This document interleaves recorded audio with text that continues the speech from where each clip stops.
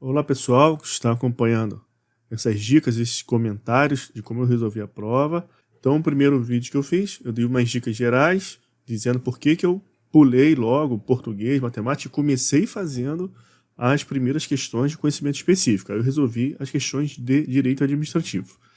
Aí na sequência, começaram então as questões de constitucional. Aí eu já estava me sentindo melhor, porque eu achei que eu enfrentei bem as questões, que eu raciocinei. Então eu estava me sentindo bem, não estava mais com aquele nervosismo que atrapalha quando você começa a prova. Aí eu cheguei em constitucional e confiei que ia vir tudo bem, que ia dar sorte, que ia vir questões que eu sabia. Aí eu comecei a ler, então percebi aqui logo no início que ele queria saber alguma coisa de controle de constitucionalidade. Nessa questão, você vê que ela é grande, as alternativas. Aí eu usei daquela estratégia, eu fui logo para E. Eu comecei lendo da E. Então cheguei na E e já percebi o erro aqui, ó. Porque essa cláusula de reserva de plenário é para afastar a norma, para dizer que é inconstitucional. O que é constitucional não precisa de nada, é constitucional, está normal. Então eu percebi o erro aqui, achei bacana, dei sorte numa matéria que eu sabia, aí já arrisquei. Então eu usei essa estratégia do textão, né, que eu falei com você, quando o texto é muito grande, eu já começo de baixo para cima, que eu imagino que o examinador ele quer me cansar, para ir lá no finalzinho ele botar lá embaixo a questão que é para marcar, a alternativa que é para marcar. Então, dessa vez deu certo, foi isso. Ó. Logo na D era a resposta que tinha que ser marcada. Então, essa matéria aqui, eu dei sorte, aquela questão, pessoal, que eu falei. Você vai estudando todo dia, meses, 2 meses, 1 ano, você vai aumentando o seu conhecimento, você vai aumentando a sua margem de sorte. Sorte em quê? De cair na prova matéria que você sabe. Então, eu sabia desse assunto aqui com tranquilidade. Então, eu sabia que o judiciário não se intromete nessas questões de declaração de inconstitucionalidade dessa lei que ainda não existe, está em formação. Isso é um problema lá dos parlamentares. Então, essa parte material diz respeito a isso, a intromissão de se a lei é boa, se é ruim, não importa. Então, o que o STF pode fazer no controle? É apenas avaliar se o procedimento, o processo legislativo está sendo respeitado em razão de uma insurgência de um parlamentar que alegue uma violação desse trâmite. Mas se a lei é boa ou ruim, eu sabia dessa matéria, que essa questão material não admite. Então, eu sabia que a resposta era essa. Então, eu fiquei bem tranquilo. Eu falei, bom, já sei que é essa, mas como eu digo a vocês, eu sempre vou nas outras para eliminar, eu gosto de ter certeza que eu vou acertar. Então, eu vou em cada uma tentando achar o erro, e se eu, por acaso, não sei onde está o erro, não consegui identificar a matéria cobrada nas outras alternativas, eu sigo a minha intuição. Eu sei que aquela D, eu conheço a matéria, eu sei que ela está certa, eu vou marcar ela. Eu não vou aonde eu não sei, eu sempre sigo algum tipo de raciocínio. Então, na C, eu já sabia que o erro estava no preâmbulo. Então, não é norma central de nada, preâmbulo, então não é norma de reprodução obrigatória. Eu conheci essa matéria, aí já arrisquei. A B, sabia também que não tinha esse controle de normas originárias. E eu também sabia que a A estava errada. Até porque, pessoal, tivemos agora a reforma da Previdência, aí tá cheio de mexida lá na DCT, normas que devem ser observadas. Eu já fiz várias questões de concurso também, já treinei muito, pegando normas, uma norma lá que diz que não pode ter isenção de tributo, sem ter uma análise do impacto orçamentário, renúncia de receita, não pode haver renúncia de receita se não for feito um estudo prévio se vai ter do impacto orçamentário disso. Então, eu sabia que era usado, eu conhecia o assunto. Então, minha sorte aqui foi legal, tive sorte nos assuntos, eu conhecia bacana, não tive dúvida nessa questão, e marquei a D. Aí fomos para a 21. Essa 21 aqui, de constitucional, o que aconteceu? Eu gostei do texto da A, eu li, eu falei, pô, bacana, tá de acordo com algo razoável, não identifiquei problemas aqui. E as outras, eu conhecia, sabia que não estava legal. Então eu gostei bem da A e não gostei das outras. Aí eu fui marcar A. Por exemplo, como que eu eliminei a B? Porque na B está dizendo que o IDC agride o juiz natural. Por que não agride? O que eu pensei? Existe o IDC, é aplicável e está aí. Então, se agredisse o juiz natural, não seria aplicado. O judiciário não ia aplicar isso. Então, nada a ver, já parei por aqui. Na C. Aqui na C, eu simplesmente lembrei de noticiário que eu já li, do caso da Dorothy, que foi o primeiro caso que não foi aceito, e logo depois veio o caso do Manuel Matos. Aí eu peguei, que eu conheci essa notícia, aí está dizendo aqui que é vedado. Então eu nem utilizei aqui conhecimento jurídico, foi notícia, de noticiário, eu lembro disso. Aí dei como errada. E como eu já achava que a A estava bonita, estava bem escrita, eu gostei do texto da A, do teor, eu já eliminei duas. Então eu já fiquei mais próximo aqui de ter certeza que a A mesmo era correta. Aí fui para D. Aqui simplesmente eu lembrava da leitura da Constituição Federal, que eu já li a Constituição Federal várias vezes. Então já lembrava disso aqui que era STJ. Então até botei aqui STJ. Então foi um conhecimento que eu dei sorte aqui de lembrar disso, de conhecer isso. Aí eliminei. E a E, eu não conhecia aqui nenhum julgado disso, eu nunca li nada sobre isso. Então, como eu só tinha achado a A legal, eu gostei do texto da A, e a E eu não conhecia, eu nunca conversei sobre isso, li nada sobre isso, eu parei para enfrentar um pouco, para pensar sobre isso aqui. E aí, com base em conceito, eu resolvi que isso aqui estava errado, porque iria violar o juiz natural uma fixação de competência posterior para fatos anteriores. Então eu não gostei disso aqui. Eu achei isso aqui equivocado, porque eu não conhecia uma discussão sobre esse assunto, mas eu sei o que é um juiz natural. E aí eu parei para raciocinar, eu não gostei. Então, como a estava bacana o texto, e por eu saber também que nas disposições da Constituição que tratam do IDC é dito grave violação dos direitos humanos, eu nunca li nada lá sobre um rol taxativo, e eu sei que não tem, e direitos humanos, existe a diferenciação para direitos fundamentais eles estão positivados, os direitos humanos não estão. Então, com base nesse raciocínio, eu fiquei com a A, e era correta. Aí a questão 22, essa aqui era um estudo bem assim, focado, você já devia de ter estudado isso aqui para saber.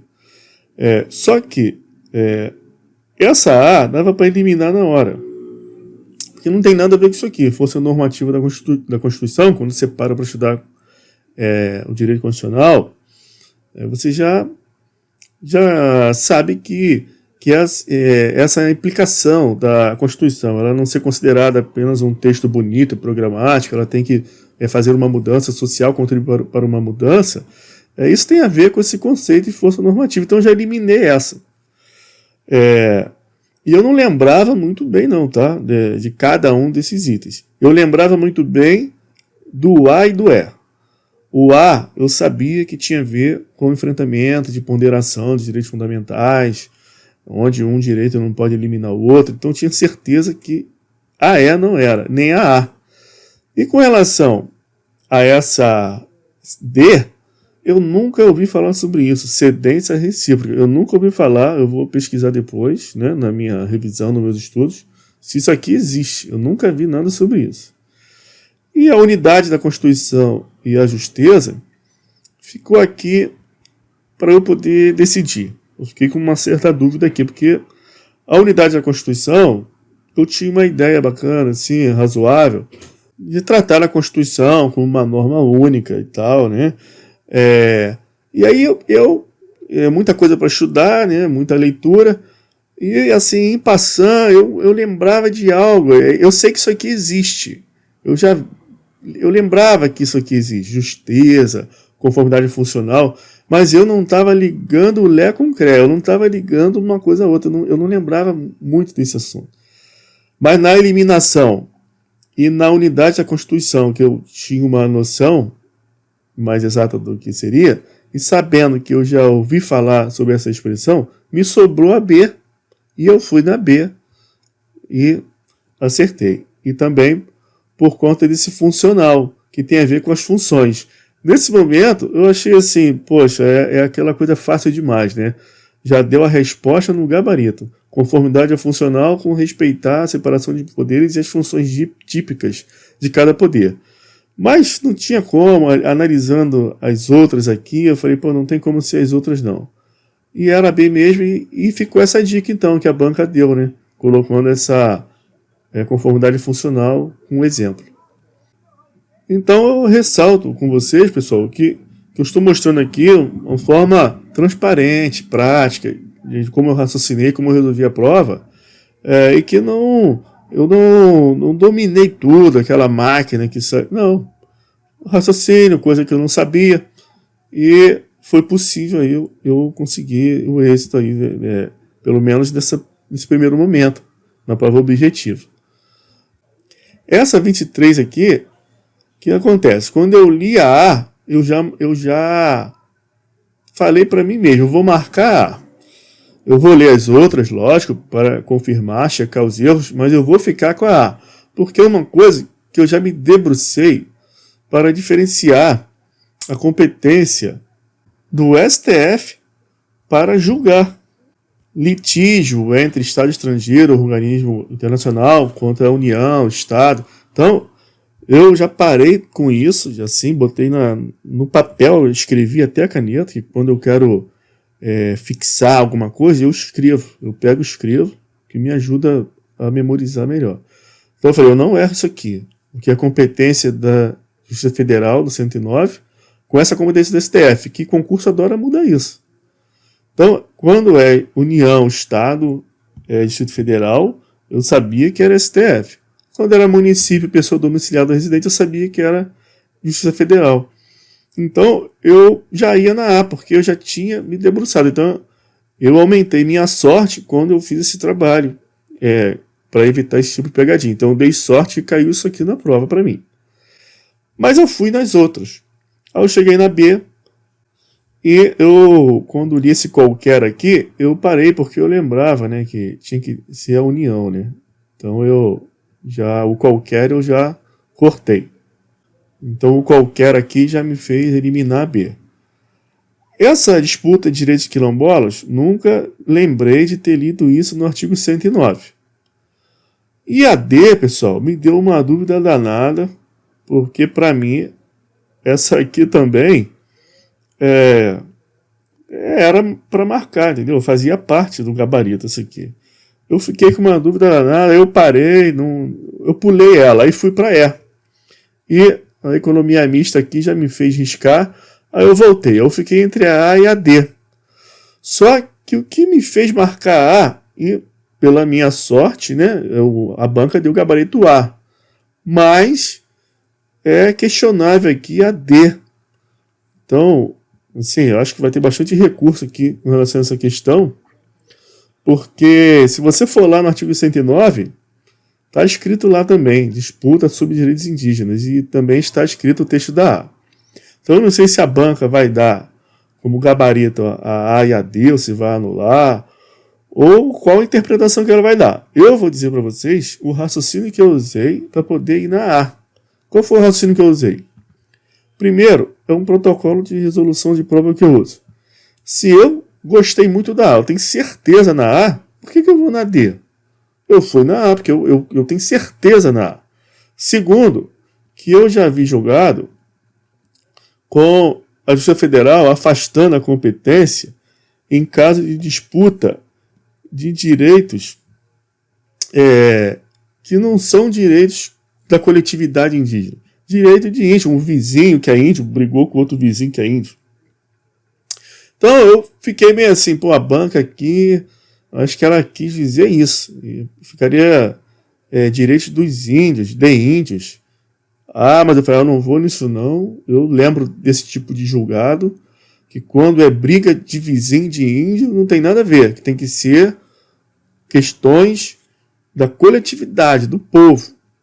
Aí eu fiquei com mas sabendo aqui que essa dele poderia dar problema depois.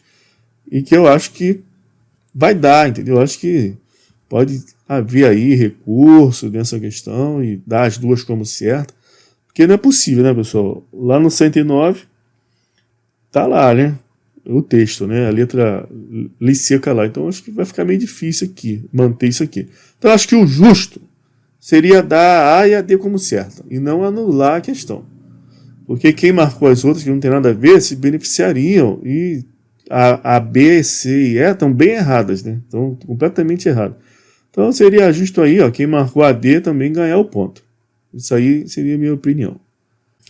Então, essas foram as questões de constitucional. No próximo vídeo, direito civil.